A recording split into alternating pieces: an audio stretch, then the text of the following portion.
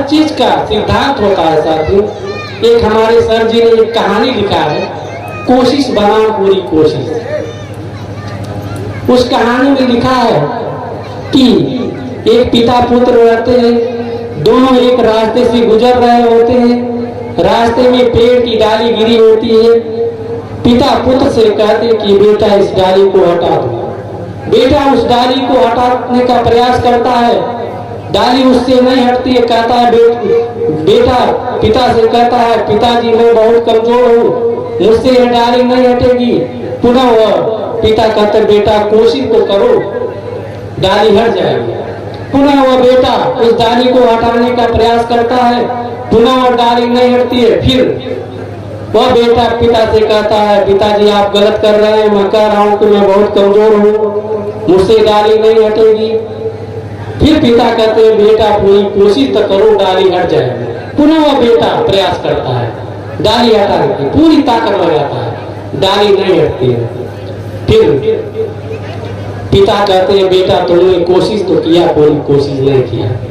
फिर पिता पुत्र कहता है कि मैंने तो हटाया, मैंने तो पूरी ताकत लगाया, लेकिन नहीं हटी।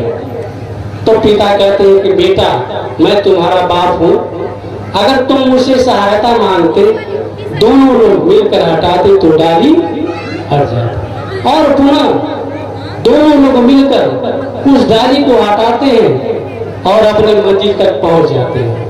इसी प्रकार माताएं बहनें, बड़े भाइयों, नौजवान साथियों, हम लोग जो आए हैं आप लोगों से सहयोग लेकर जो बाबा साहब का कारवां है उसको मिलजुल कर उस मंजिल तक पहुंचाना है साथियों।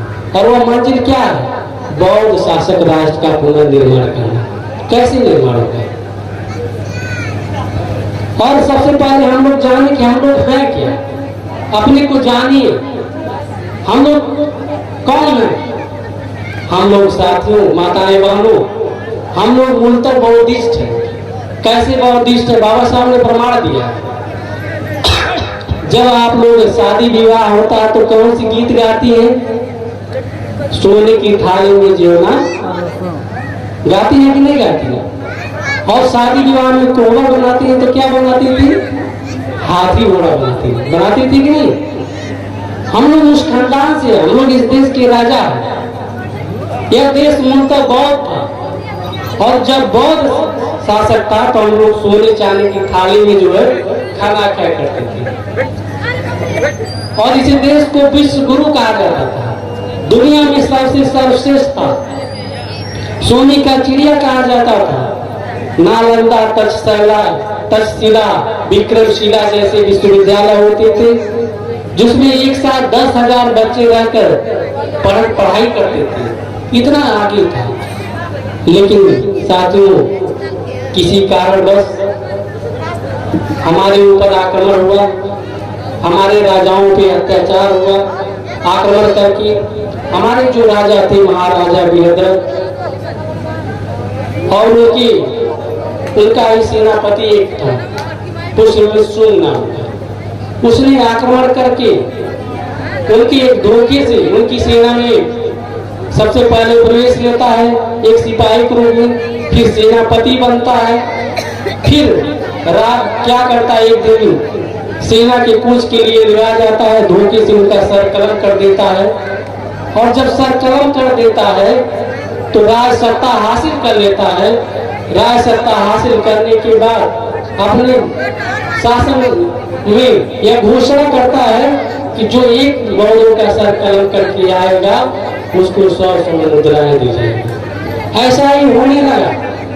जब ऐसा होने लगा, सारे बौद्धों का सर काटने लगे लोग जो बुद्धिस्ट नहीं थे, वो उनकी जो सेना थी उसमें सिंह की, और लोग जो जब से सर काट कर लाने लगे, और अयोध्या नगरी जिसको कहते हैं उसका नाम साकेत नगरी है, उसके पास घाघरा नदी है, उसके किनारे एक पत्थर बड़ा सा मनवाया और लगवाया।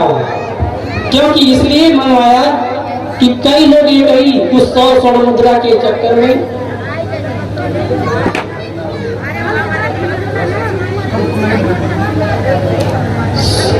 कई लोग एक ही सर को कई बार लाने लगे। उसने क्या किया, उस पत्थर को रखवाया और उस सर पटकवाने लगे और वह घाघरा नदी जो है सर से इतना युक्त हो गई, उसको सरजू नदी कहने लगी। जब आप कोई संस्कार करवाते हैं तो ब्राह्मण क्या करता है, आपसे नारियल मंगवाता था। वो उसी का प्रतीक है कि आप अपने बाप दादाओं का सर पटकवाता था आपसे। आप पटकवाएंगे आप लोग जी, बहुत अच्छी बात। और हम लोग जब सुनी माता है हम लोग जो है ब्राह्मण जो है हमारे ऊपर क्या करता था, यह दबाव बनाता था कि ये जो हिंदू धर्म को स्वीकार करें। हमारे लोगों ने उनके धर्म को स्वीकार नहीं किया।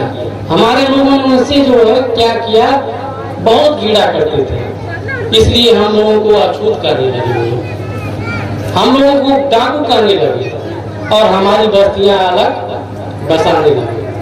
तो हम लोग सबसे इस देश में सबसे क्या है, श्रेष्ठ है। चमार जात सबसे श्रेष्ठ है इस देश में। हमें यहाँ के राजा महाराजा है, ये जानने की जरूरत है साथियों। इसलिए हम लोग कोई नया चीज बताने नहीं आए, हम लोग मूलतः बहुत हैं। इसलिए सारे कर्म कांडों को छोड़कर हमें जो बाबा साहब ने धर्म दिया सुंदर से, बौद्ध धर्म पे चलना है।